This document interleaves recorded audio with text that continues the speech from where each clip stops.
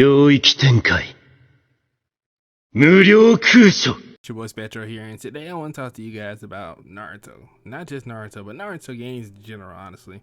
I know Naruto games have been, well, a long history of them, and I know they've been ups and downs when it comes to Naruto and the history of their games, but I want to really talk about the fact that lately, bro, Naruto games have just not been it, man. I mean, Storm is good, don't get me wrong. I love Storm games. I played all Storm games, except Connections. I played every last single Storm game. Have I played every last single Naruto game? No, because I kind of went to go look up what all Naruto games, like where platforms they were on, and I was surprised by just how many Naruto games there were on the DS. There are a lot of Naruto games, and on the PSP. I played a couple of those, like I can't remember which one it was. I saw the list, but I couldn't remember them. But I remember playing one of them. I can't remember which one it was. But the main point of this video is that I want to talk about the fact that we need a break, guys, and that's the truth. And when I say we need a break, I'm talking about the fact of Storm, not Naruto games. I'm talking Storm, bro. Storm, we need to put that to rest for the next 10, maybe not 10, but 8 years or so until Boruto can get up with this on cast and 2 Blue Vortex can pick up the pace because it's only coming out once a month. So it's gonna be a while, guys. It's gonna be a while on that side of things. But in the meantime, we can get some more Naruto games, bro. Give me some Broken Bond. Give me some open world RPG games, bro. Like, where is my Naruto Kakarot game? I know I'm not the only one thinking about this. Now, I know some people might honestly really want a Naruto Fighter Z sort of game, and I'm not going to complain about that either. I just don't want no another Storm game in general. Like, anything that plays like Storm, I don't want it from Naruto. We need a break from those games, guys. We need an honest to truth break. And I truly believe CyberConnect is probably feeling the burnout themselves from making all these Storm games over the years. Well, now I think about it, Bandai has pretty much full control of all Jump games, which is still crazy to think about because I kind of looked into that and I was like, I did. I looked into that and it was a whole crazy rabbit hole I went down of seeing how Bandai got the rights to like all our favorite animes, video games, and shit like that, and that makes sense why. They honestly, I knew Bandai had some kind of control over most anime games, but I didn't think it was that extensive, bro. Because what the fuck? Is that the reason why, bro, Ubisoft and none of them was never making another Naruto game again? Because I honestly wouldn't mind. Now, I know Ubisoft's not the most well-liked company, and I understand. But if Ubisoft got another chance to crack at Naruto, I'll give it to them, bro. I'm going to be honest with you. I'll give them a chance to, the same developers. I think it was Ubisoft Montreal. I think it was them. I could be wrong, but I think it was those developers who did a Broken Bond and Rise of the Ninja. Those games was fun as fuck, bro. That was like the first, no, that's not the first Naruto game I played. I think the first Naruto game I played was on, it was either Wii or the PS2 one. It was Ultimate Ninja. I can't remember which one it was. It was one of those. I didn't know I had a lot of fucking fun. It might have been Clash of Ninja. It might have been the first one I ever played. So many Naruto games, guys. It was a long list, honestly. A long list. Like, I thought Dragon Ball Z had a huge like margin of games over Naruto games for a long time, but honestly, that's not really the case. It's about as many Naruto games.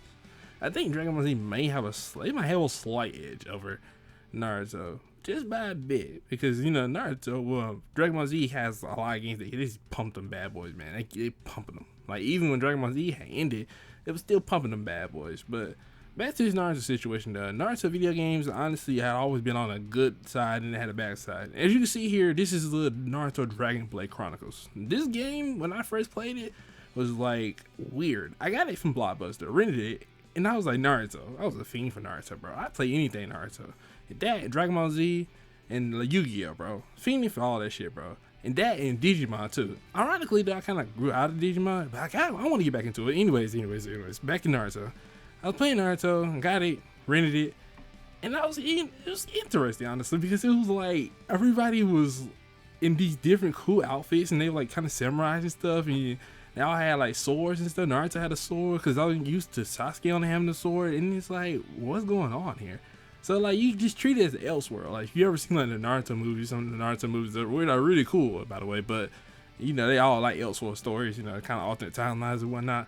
And it's kind of basically what this is. It's kind of just original story of using the characters of Naruto in this world and just being creative with it and see what they can do with it, which honestly is really cool. It does what it does for itself and really makes itself work with how you can play and everything. I mean, I don't think the gameplay is the greatest in the world, but I don't hate it either. I've seen a lot of people actually have a lot of hate for this game, man. And I have to say, why? I mean, I get it why you would hate it, because like the gameplay can get kind of annoying sometimes, but Aesthetically wise, it's cool as fuck. I don't care what nobody say. The designs in that game is fire. It's fire. For any Naruto game, Dragon Blade Chronicles has some of the firest designs as far as Naruto and the rest of the cast of Naruto go. They just got really creative and they just said, fuck it, we're just gonna do whatever, like, cause why not? You know, you're gonna tell an Elseworld story, you might as well go all the way instead of halfway about it. Yeah, it's a pretty fun game. Honestly, I remember I came back to it recently, about, a couple months ago, it might have been a year ago. Now I came back to this game, I tried to play it, but oof. I tell you what, them graphics aged fucking horribly. I mean horribly, guys. I say that shit hurted my eyes after like, I say 4 or 5 hours playing. For my eyes fucking felt like they were about to fall out of my head because it's just like, they just felt weary from playing this game because the graphics just look terrible. They look really terrible compared to most Wii games. This game looks absolutely terrible. Maybe he's doing back then they feel that way though. But then I played it again recently. Maybe it's due to the fact of, modern consoles. You get used to better graphics after so many years, is that when you try to go back to certain games that are so old. But even then, I don't know. It might have been something with the brightness on that game or something about it specifically that just really was doing a strong strain on my eyes. And I can't know what it is. Specifically, it might have been like the pixels of the characters. But like, it was so blurry that you couldn't really tell what the hell the characters were actually like. If their mouths are moving, you couldn't tell much of it. You could see the character models, but like, it was kind of blurry at the same time. But anyways, back to the subject at hand. Naruto games have been fun, alright? Like I said, I mentioned Broken Bond, I mentioned Rise of Ninja, I mentioned Clash of Ninja, and also, I think there's another one. This is Clash of Ninja and then Clash of Ninja Revolution, and that's also the one, I think that's the one that was like Shippuden, but basically something like Shippuden class, but like, in the place of Clash of Ninja, you get it, basically it's like sequel Clash of Ninja, but instead of what the young cast is basically like the older Naruto, Sasuke, Sakura, everybody from Shippuden, basically that was like Revolution. I think they went for 4 games on that one. I think it's been a while since I played. I can't remember. I think there were 3 of them, but I can't remember if there was a 4th one or not. But I only recently learned that, like 8 months ago, I learned there was a Clash of Ninja 3 and 4. So it probably is one. I probably never played it. I played Clash of Ninja 2 and 1 Revolution. There's so many Naruto games, bro. Y'all don't get it, bro. Y'all really gotta go and just Google how many Naruto games there are. There's a lot of fucking Naruto games, bro. Like, I went on the DS list and I was looking through the list. I'm like, hot damn, there's a lot of them. And funny enough, I have a lot of those DS games. I have it on my modded Wii U, but on the other hand, I didn't see how many games there really were for the PSP, which I should get those at some point and try those out. Because I always love to try out old games, it's just really interesting to see how the development process goes for different developers. And I've been so used to playing a lot of Cyber Connect 2 Naruto games, I kind of forgotten my roots when it comes down to Naruto games and where I all started and how different Naruto games were. But I don't know what it is about Naruto games, and then when it comes to them and Dragon Ball Z games, they take risks with those games. And I don't know if it's just like because Dragon Ball Z games just get the bigger budget, or is it just they got the better developers? I don't know what the case may be. I ain't gonna say Cyber Connect 2 can't do nothing different because they also did the Ultimate Ninja series with Naruto, so they definitely have the talent for fighting games, but I'm not sure if they're capable of doing something like Broken Bond or Rise of a Ninja. Because mechanically wise, gameplay wise, I just feel like that while there are 2 different genres of games, Broken Bond was just better, honestly, and Rise of Ninjas was way better than the Storm games, honestly.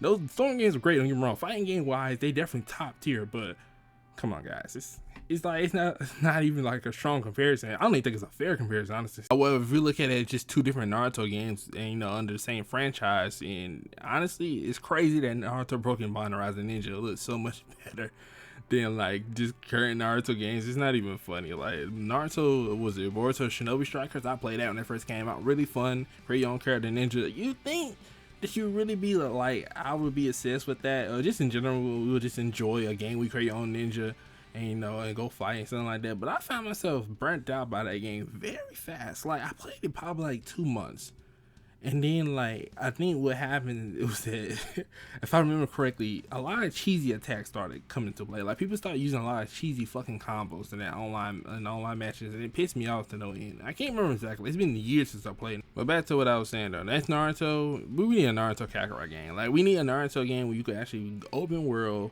just like Rise of a Ninja, and you actually play as young Naruto, and you go from that point, and you go all the way up to Shippuden. And the funny thing is, it will be a lot bigger game than Kakarot is. While Dragon Ball Z is a big story, Dragon Ball Z Kakarot skipped Dragon Ball, so they didn't even include that into the game. And they ain't do no GT, they ain't do no, what was it, Super either. And then I think they did DLC for, I saw they recently done an announcement for Daima, and then they did like the Bardock, and then they did the Future Saga, and then that was it, right? For what I can remember so far. Naruto is already such a big story as it is in part 1, and then imagine for part 2. Part 2 is so much going on, so much potential in Naruto Kakarot sort of game. I honestly want to see what that see what that can be like in 2025. And I hope one day we can get that. Maybe CyberConnect can do it. Maybe they'll go for another developer. But with all that being said, folks, thanks for watching. I hope you guys enjoyed the video. Lifestyle video, so outside the video. Tell me what you think, comments below, and what would you like to see from the next Naruto game? I'm Spectro. See you guys next time.